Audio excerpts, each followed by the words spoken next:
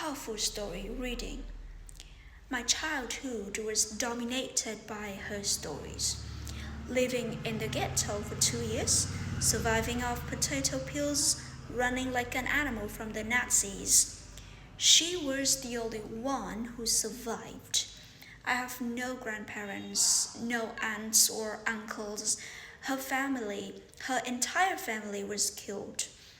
We rose up from the ashes, and my mother became a monster. She deprived us like she was deprived. My brother and I were always made to feel like a burden, like we were leeching from her.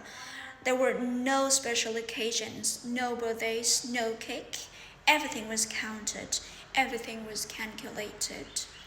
Whenever I asked for something, I was made to feel responsible for World War II.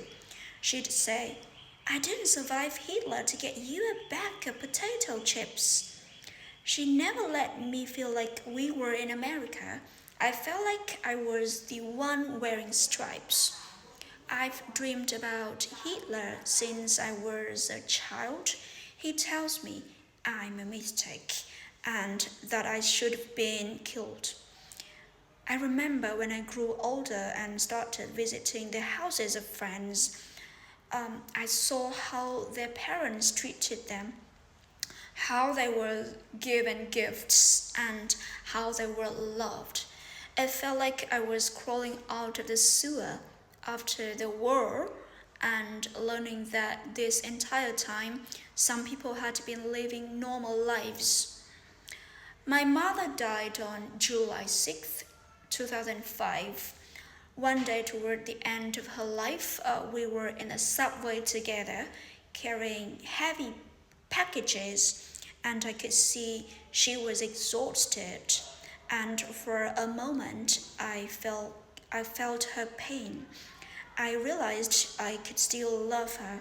She couldn't love me, but I could love her. Despite all the abuse she'd given me, I could feel her pain. I resurrected this old photo after her death. She's with her first husband.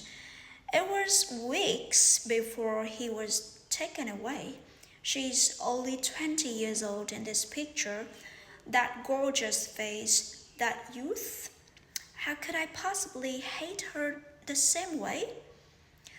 This unfathomable. It's unfathomable, not that she was right to be cruel, but once I helped her type a memoir to get reparations from the Germans. At the end of her story, she wrote, it was a life of horror, having lost everything and everyone. I'd given up my struggle to live. And at that time, it would have been easier if they had killed me.